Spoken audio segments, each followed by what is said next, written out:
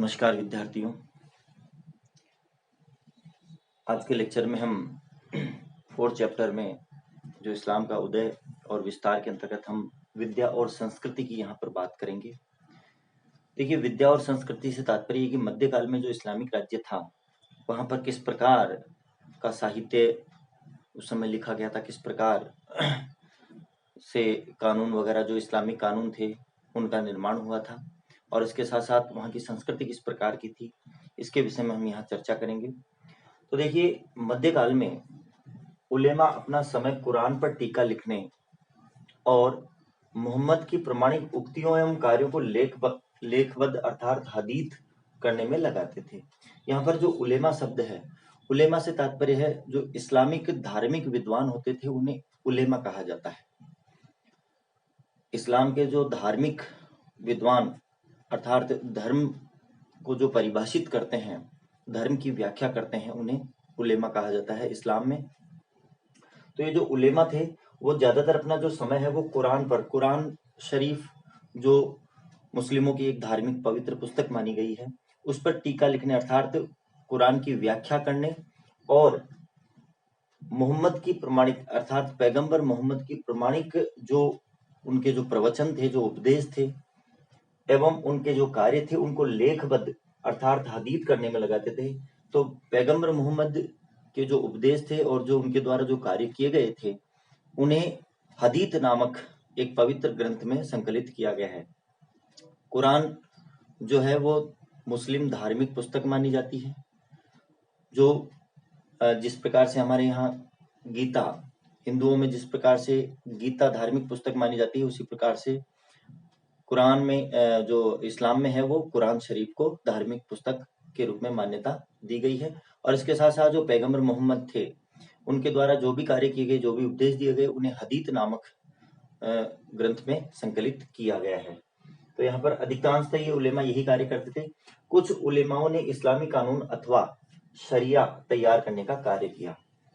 कुछ जो धार्मिक विद्वान थे इस्लाम के, उन्होंने इस्लामिक कानून जिन्हें शरिया अथवा शरीयत कहा जाता है, ये सब तैयार करने का कार्य किया। इस्लामिक धार्मिक कानून तैयार किए और इस्लामी कानून तैयार करने के लिए विधिवेताओं ने, जो ये उलेमा थे, जो कानून बनाने वाले थे, उन्होंने तर्क और अनुमान का इस्तेमाल किया।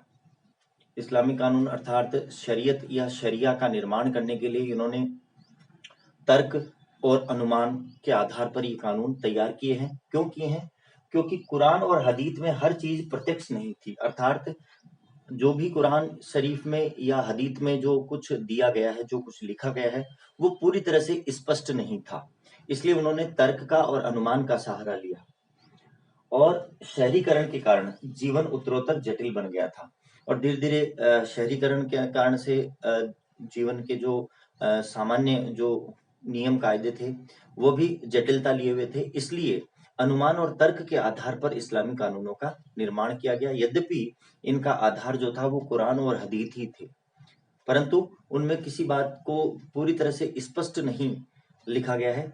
इसलिए विद्वानों के द्वारा, विधिवेताओं के द्वारा शरीयत या इस्लामी कानून तैयार करने के लिए तर्क और अनुमान का सहारा लिया गया है। स्रोतों के अर्थ, निर्णय और विधि शास्त्र के तरीकों के बारे में मतभेदों के कारण 8वीं और 9वीं शताब्दी में कानून की 4 शाखाएं बन गई। अब जो भी कुरान शरीफ में और हदीथ में जो कुछ भी लिखा गया था उसकी पूरी तरह से स्पष्ट व्याख्या नहीं होने के कारण से जो विद्वान थे उनमें आपस में मतभेद होने लग गए थे।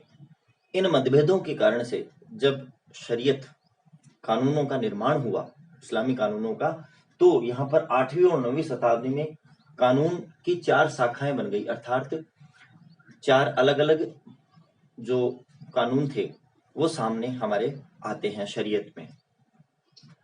ये 4 शाखाएं थी मलिकी, हनफी, सफीही और हनबली। ये प्रमुख 4 शाखाएं थी और ये इस्लामी कानून पर अपनी व्याख्या करती थी, जिनमें से प्रत्येक का नाम एक मुख्य या प्रमुख विधिवेता के नाम पर रखा गया है। ये नाम इसलिए दिए गए हैं क्योंकि जिन्होंने इन कानूनों को तैयार किया उन्हीं विधिवेताओं के नाम पर इन शाखाओं को नाम दिया गया है। इनमें से अंतिम जो शाखा थी अर्थात हनबली अत्यंत रूढ़िवादी थी, अर्थात परंपरागत विधि कानूनों का पालन इस शाखा ने सबसे अधिक किया है। अंतिम रूप देने से पहले शरिया को विभिन्न क्षेत्रों के रीति रिवाजों पर आधारित कानूनों और राजनीतिक और सामाजिक व्यवस्था के बारे में राज्य के कानूनों को ध्यान में रखते हुए तैयार किया गया था। अंतिम रूप से जो इस्लामी कानून तैयार किए गए, तो उन्हें तैयार करने के लिए एक तो आधार था कुरान शरीफ का और हदीस का।